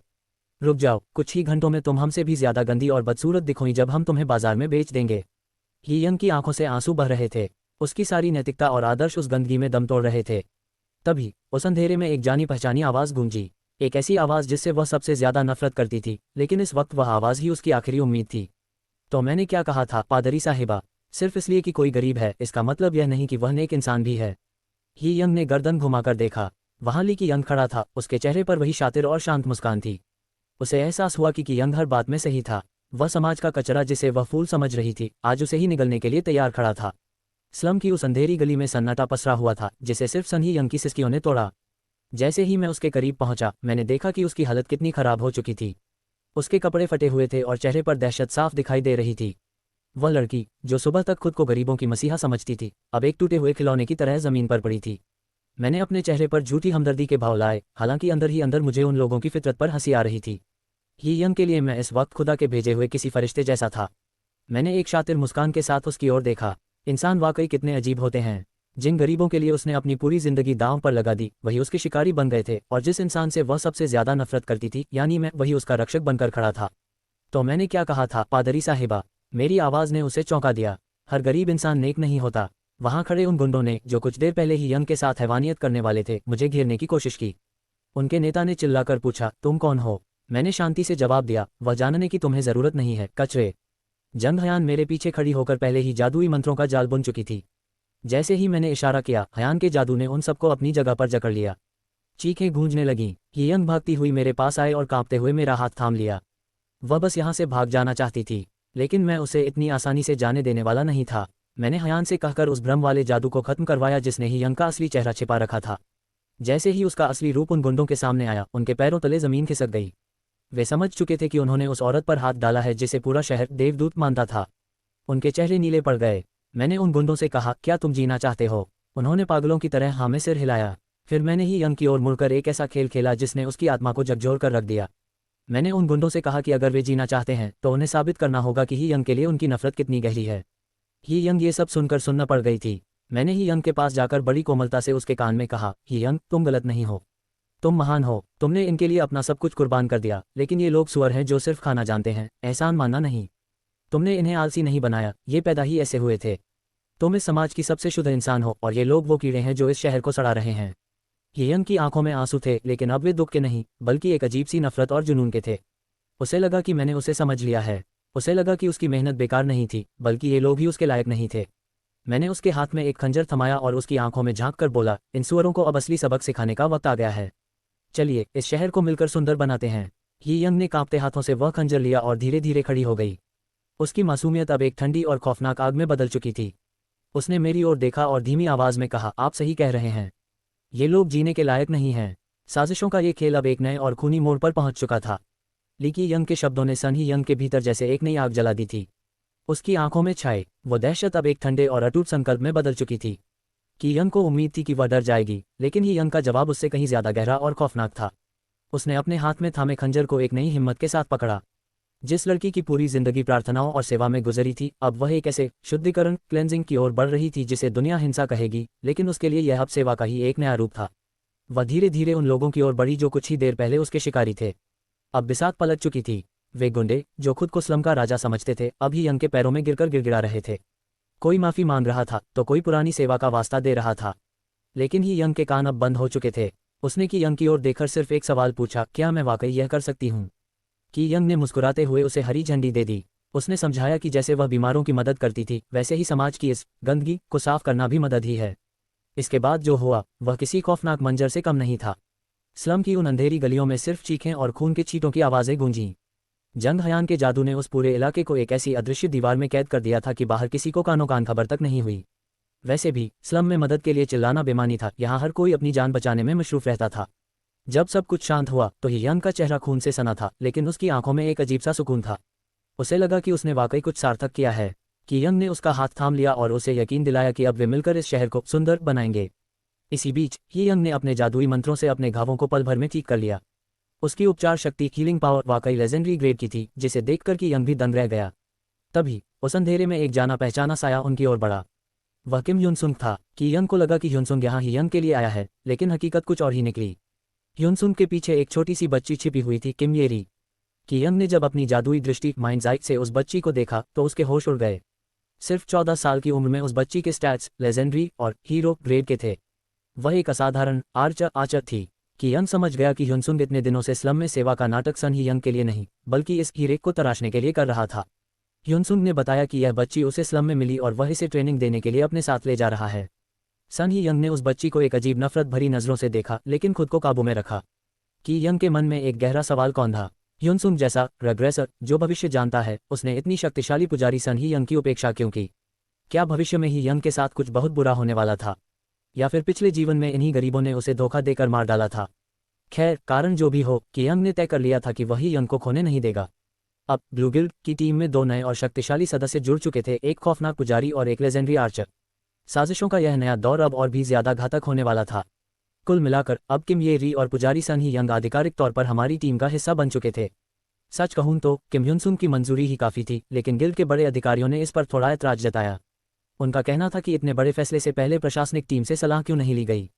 अगर कोई और टीम होती तो शायद ये बड़ी मुसीबत बन जाती, लेकिन ह्युनसुंग ने 1 साल से भी कम समय में जो नाम कमाया था, उसने सबका मुंह बंद कर दिया। साथ ही सन ही यंग जैसी अनमोल पुजारी को अपने साथ जोड़ना, जिसे पाने के लिए हर गिल्ड मरा जा रहा था, एक ऐसी जीत थी जिसका कोई जवाब नहीं था। ह्युनसुंग की टीम अब पूरे लिंडेल शहर की नज़रों में थी। मुझे नहीं लगता कि पहले कभी किसी नई टीम को इतनी तवज्जो मिली होगी। युंग, खाने का वक्त हो गया है। पाक डोग बू ने लैब का दरवाज़ा खटखटाते हुए आवाज़ दी। हाल ही में हमने तय किया था कि हम तीनों वक्त का खाना साथ खाएंगे, ताकि सन ही यंग और किम येरी टीम में घुल मिल सकें। जंग हयान और ही यंग तो बहुत जल्दी अच्छे दोस्त बन गए, लेकिन वह छोटी बच्ची किम येरी अभी भी बहुत शर्मीली थी। वह हमेशा अपना चेहरा छिपाए रहती और सिर्फ ह्युनसुंग के आसपास ही सुरक्षित महसूस करती थी। वह बहुत तेज दिमाग बच्ची थी, उसे अंदाजा था कि किसके पास कितनी ताकत है। डोगबू की उत्सुकता हमेशा की तरह चरम पर थी। ह्युंग, आप दिन भर लैब में क्या करते रहते हैं? कुछ तो बताए, मैंने उसे मजाक में डराते हुए कहा। मैं एक ऐसी औषधि बना रहा हूं जो इंसानी भावनाओं को काबू कर सके, जैसे नींद, भूख और यहाँ तक की वासना। डोगबू के चेहरे पर डर साफ दिख रहा था। उसे लगा कि मैं वाकई लोगों के दिमाग से खेलने वाला हूं। मैंने हंसते हुए बात टाल दी और उसे बताया कि यह सब सिर्फ मेरी कल्पना है। लेकिन सच तो यह था कि डोगबू की बातों से ही मुझे कई नए आइडिया मिल रहे थे, जैसे अदृश्य होने वाली दवा या राक्षस बनाने वाली औषधि। जब हम गिल्ड हाउस के बेसमेंट में इकट्ठा हुए तो माहौल काफी शांत था। हयान ने मुझे खाना परोसा और ही यंग ने पानी दिया। सन ही यंग का स्वभाव अभी भी वही आदर्श स्वयंसेवक वाला था, लेकिन उसका पेशा अब बदल चुका था। वह अब एक सूर्य पुजारी नहीं, बल्कि डार्क प्रीस्ट बन चुकी थी। उसकी शक्तियां वैसी ही थीं, लेकिन उनमें अब एक अलग गहराई थी। खाना खाने के दौरान किम ह्युनसुंग ने एक महत्वपूर्ण घोषणा की। मुझे आज सुबह वाइस गिल्ड मास्टर से एक बड़ा प्रस्ताव मिला है, ह्युनसुंग ने कहा। हमें एक नए डंजन के अभियान पर जाना है। यह कोई साधारण मिशन नहीं है, हमारे साथ लिंडेल के कई बड़े गिल्ड्स की टीमें भी शामिल होंगी। ये खबर मेरे लिए चौंकाने वाली थी। हमारी टीम अभी नई थी और एक डंजन में दूसरे गिल्ड्स के साथ जाना खतरनाक हो सकता था। ह्युनसुंग ने विस्तार से बताया कि ट्यूटोरियल डंजन के पास एक दुर्लभ डंजन मिला है। इस मिशन का मकसद सिर्फ खजाना ढूंढना नहीं, बल्कि अनुभव एक्सपीरियंस हासिल करना है। इस मिशन में ब्लू गिल्ड के साथ रेड मर्सिनरी, मैजिक गिल्ड और ब्लैक स्वान जैसे दिग्गज गिल्ड्स भी हिस्सा ले रहे थे। ह्युनसुंग के चेहरे पर एक शांत आत्मविश्वास था। वह जानता था कि हमारी टीम के विकास के लिए ये सबसे सही समय है। मुझे समझ आ गया कि ह्युनसुंग ने पर्दे के पीछे से सब कुछ सेट कर दिया है। मेरे मन में एक ही ख्याल आया, शुक्रिया ह्युनसुंग। अब वक्त आ गया था इस भविष्यवक्ता की बस प्रोग्रेसिव बस पर सवार होने का और अपनी ताकत को पूरी दुनिया के सामने साबित करने का। हमारा अगला पड़ाव मौत और रोमांच से भरा एक अनजाना डंजन होने वाला था। इस डंजन अभियान की घोषणा इतनी अचानक हुई थी कि मुझे अपनी प्रयोगशाला के प्रयोगों को बीच में छोड़कर तैयारियों में जुटना पड़ा। हमारी गिल्ड की मार्गदर्शक लीसांग ही हमारे दल को इस मिशन के बारे में शिक्षित करने की जिम्मेदारी संभाल रही थी। सच तो ये था कि ट्यूटोरियल डंजन के अलावा हमारी टीम के पास असल डंजन या शिकार का कोई अनुभव नहीं था। आमतौर पर कोई भी शिकारी धीरे धीरे अपना स्तर बढ़ाता है, लेकिन हमें सीधे एक एडवांस्ड डंजन में धकेल दिया गया था। पूरे लिंडेल शहर की नज़रें हम पर थीं, इसलिए हमें अपनी कमजोरी छिपाकर पूरी तैयारी करनी थी। एक साथ तालमेल बिठाना, राक्षसों की किस्मों को समझना और अपनी रक्षा पंक्तियों डिफेंसेस को मजबूत करना हमारी पहली प्राथमिकता थी। ब्लू गिल्ड के हर सदस्य की नज़रें हम पर टिकी थीं, मानो वे देखना चाहते हों कि क्या हम उनकी उम्मीदों पर खरे उतरेंगे। हकीकत में मैं इस मिशन को लेकर बहुत उत्साहित था। एक नए सदस्य के रूप में इतने बड़े संयुक्त अभियान जॉइंट एक्सपेडिशन का हिस्सा बनना हमारे लिए एक बड़ा मौका था। इससे न केवल हमारी सुरक्षा की गारंटी बढ़ रही थी, बल्कि हमें दूसरे बड़े गिल्ड्स की रणनीतियों को करीब से देखने का मौका भी मिल रहा था। तैयारियों के दौरान मैंने खुद को पार्टी की मां वाली भूमिका में ढाल लिया था। किम ह्यून सुंग टीम का नेतृत्व कर रहे थे तो मैं पीछे से रसद, पानी, जादुई औषधियों और हथियारों की व्यवस्था देख रहा था। मैंने ये सुनिश्चित किया कि डोगबू के पास मजबूत ढाल हो, जंग हयान के पास पर्याप्त जादुई सामान हो और छोटी येरी के पास तीरों की कोई कमी न रहे। ह्यून सुंग ने येरी को साथ ले जाने का फैसला किया था, जो थोड़ा जोखिम भरा था, पर मुझे उस पर पूरा भरोसा था। जब अभियान का दिन आया तो गिल्ड हाउस के बाहर का नज़ारा देखने लायक था। वहां लिंडेल के दिग्गज गिल्ड्स की टीमें खड़ी थीं। जैसे ही हम बाहर निकले, लोगों की कानाफूसी शुरू हो गई। कोई सन ही यंग को देखकर हैरान था तो कोई हमारी शानदार और महंगी गिल्ड इक्विपमेंट को देखकर जलन महसूस कर रहा था। डोगबू की लोहे से मड़ी विशाल ढाल और चेन आर्मर उन लोगों के फटे पुराने चमड़े के कवच के सामने बहुत प्रभावशाली लग रहे थे। वहां 4 बड़े गिल्ड्स की टीमें इकट्ठा थीं: blue guild, red mercenary, magic guild और ब्लैक स्वान। रेड मर्सिनरी की ओर से चोई यंग की हमारा नेतृत्व कर रहे थे। वे एक मजबूत योद्धा थे और चाहीरा के खास आदमियों में से एक थे। मैजिक गिल्ड के सदस्य जंग हयान की प्रतिभा को देखकर उससे सवाल पूछने को बेताब थे, जबकि ब्लैक स्वान गिल्ड की महिला सदस्यों की नज़रें हम पर टिकी थीं। तभी माहौल में थोड़ा तनाव बढ़ गया। ब्लैक स्वान गिल्ड की एक महिला सदस्य जुंगयूरा ने येरी की ओर इशारा करते हुए तंज कसा, ह्यूनसुंग, हमें यह नहीं बताया गया था कि इस खतरनाक अभियान पर तुम बच्चों को भी साथ लाओगे। ह्यूनसुंग ने शांति से जवाब दिया कि येरी एक बेहतरीन आर्चर है और वह किसी के लिए बोझ नहीं बनेगी। मैंने तुरंत अपनी जादुई दृष्टि माइंड्स आई से जुंगयूरा के स्टैट्स चेक किए। वह एक असासिन थी और उसके स्टैट्स काफ़ी प्रभावशाली थे। वह एक चतुर रणनीतिकार थी, लेकिन उसका स्वभाव बहुत ही तीखा और घमंडी था। उसके पीछे से किसी की आवाज़ आई, हम यहाँ तुम लोगों की देखभाल करने के लिए नहीं आए हैं। सियासत का खेल शुरू हो चुका था। ये सिर्फ एक डंजन अभियान नहीं था, बल्कि यह साबित करने की जंग थी कि किस गिल्ड का टैलेंट सबसे ऊपर है। हमने अपनी चुप्पी साधे रखी, क्योंकि हम जानते थे कि असली जवाब तो डंजन की अंधेरी गहराइयों में ही मिलेगा। मैं समझ सकता था कि दूसरे गिल्ड्स के मन में क्या चल रहा था। उनकी नज़रों में हमारी टीम सिर्फ एक बोझ थी। उन्हें लग रहा था कि वे हम जैसे नौसिखियों को साथ लाकर बहुत बड़ा त्याग कर रहे हैं। न हमारे पास शिकार का अनुभव था, न ही डंजन का, और ऊपर से हम किम येरी जैसी एक बच्ची को साथ ले आए थे। उनके लिए ये किसी पिकनिक पर जाने जैसा था जहां उन्हें 2-2 बोझ ढोने पड़ रहे थे। हालांकि रेड मर्सिनरी के चोई यंकी ने हमारा पक्ष लेने की कोशिश की, शायद चाहिरा के कहने पर। माहौल थोड़ा तनावपूर्ण था, लेकिन यंकी ने सूझबूझ से काम लिया और सबको डंजन के बारे में ब्रीफिंग देना शुरू किया। इस डंजन का नाम था गार्डन ऑफ टेरर। गिल्ड के विश्लेषण के अनुसार यहाँ वनस्पति प्लांट टाइप के राक्षसों का राज था। डंजन का प्रवेश द्वार बहुत ही संकरा था, जहाँ से एक बार में सिर्फ 2 लोग ही अंदर जा सकते थे। द्वार से एक अजीब सी डरावनी जादुई ऊर्जा निकल रही थी, मानो वह शिकारियों को खुद के अंदर समाने के लिए बुला रही हो। चोई यंकी के आदेश पर सबने अपनी अपनी पोजीशन ली। सबसे आगे रेड मर्सिनरी, फिर ब्लैक स्वान, मैजिक गिल्ड और सबसे अंत में हमारी यानी ब्लू गिल्ड की टीम थी। जैसे ही हमने डंजन में कदम रखा, सिस्टम का मैसेज गूंज उठा, आपने गार्डन ऑफ टेरर में प्रवेश किया है। सदस्यों की संख्या 24/30। अंदर कदम रखते ही हवा का मिजाज बदल गया। अचानक सामने से एक विशाल राक्षस ने हमला किया। वह पेड़ों की टहनियों और जड़ों से बना एक भीमकाय दानव था, जो इंसानों से 2 गुना बड़ा था। उसके हर कदम से जमीन कांप रही थी। रेड मर्सिनरी के योद्धाओं ने तुरंत मोर्चा संभाला। पाक डोगबू, जो खुद को साबित करने के लिए बेताब था, अचानक जोश में आकर सबसे आगे कूद पड़ा। लेकिन अनुभव की कमी के कारण वह राक्षस के हमले का वेग नहीं झेल पाया और उसका संतुलन बिगड़ गया। डोगबू के पीछे हटने से फॉर्मेशन में एक बड़ी दरार पड़ गई। एक राक्षस उस गैप का फायदा उठाकर सीधे हमारी ओर लपका। मेरे पास अपनी रिंग में जादुई शक्तियां थीं, पर मैं उन्हें अभियान की शुरुआत में ही बर्बाद नहीं करना चाहता था। किम ह्यूनसुंग ने स्थिति को संभालना चाहा, पर उससे पहले ही चोई यंकी ने अपनी ढाल से उस राक्षस को एक तरफ दे मारा। देखते ही देखते अनुभवी टीमों ने स्थिति को काबू में कर लिया और पहले हमले को नाकाम कर दिया। यहीं पर हमें एहसास हुआ कि असली अनुभव क्या होता है। हमारी टीम के स्टैट्स तो अच्छे थे, लेकिन टीम वर्क के मामले में हम अभी भी पीछे थे। डोगबू का चेहरा शर्मिंदगी से झुका हुआ था। चोई यंकी ने उसे डांटने के बजाय बड़े भाई की तरह समझाया कि उसे अपने शरीर के निचले हिस्से पर ज्यादा संतुलन बनाने की जरूरत है। लेकिन तभी ब्लैक स्वान की उस औरत जुंग यूरा ने अपना असली रंग दिखाया। उसने तंज कसते हुए कहा, चोई यंकी, मुझे लगता है कि ब्लू गिल्ड के इस टैंकर को सबसे पीछे लगा देना चाहिए। ये लड़का अभी इतना मजबूत नहीं है कि आगे खड़ा हो सके। इसकी वजह से फॉर्मेशन टूट रही है और सबको खतरा हो रहा है। डोगबू का दिल टूट गया। वह कुछ बोलना चाहता था, पर यूरा ने उसे बोलने का मौका तक नहीं दिया। उसने साफ कह दिया कि यहाँ कोई किसी की देखभाल करने नहीं आया है। चोई यंकी ने हमारा बचाव करने की कोशिश की, पर यूरा अपनी बात पर अड़ी रही। मैजिक गिल्ड ने भी दबे सुर में उसका साथ दिया। मैं समझ गया कि यह कोई सुरक्षा की चिंता नहीं थी, ये शुद्ध राजनीति थी। जुंग यूरा जानबूझकर हमारी टीम के योगदान को कम करके दिखाना चाहती थी, ताकि डंजन के अंत में मिलने वाले इनामों में उसे बड़ा हिस्सा मिल सके। वह चाहती थी कि हम सिर्फ पीछे खड़े रहें ताकि वह ये कह सके कि ब्लू गिल्ड ने तो कुछ किया ही नहीं। उसकी इस ओछी हरकत ने मेरे खून को खौला दिया था। वह खुद को हिसाबी रणनीतिकार समझती थी, लेकिन उसे नहीं पता था कि उसका पाला लीकी अंग से पड़ा है। अगर उसे राजनीति का खेल खेलना था तो मैं उसे दिखा देता कि असली खिलाड़ी कौन है। मेरा दिमाग अब एक ऐसे जाल की बुनाई कर रहा था जिसमें जुंगयूरा खुद आकर फंसने वाली थी। एनके नवल वर्ल्ड की कहानी अब हुई पूरी, पर ये सफर है लंबा, अब आगे है मंजूरी। लाइक करो, सब्सक्राइब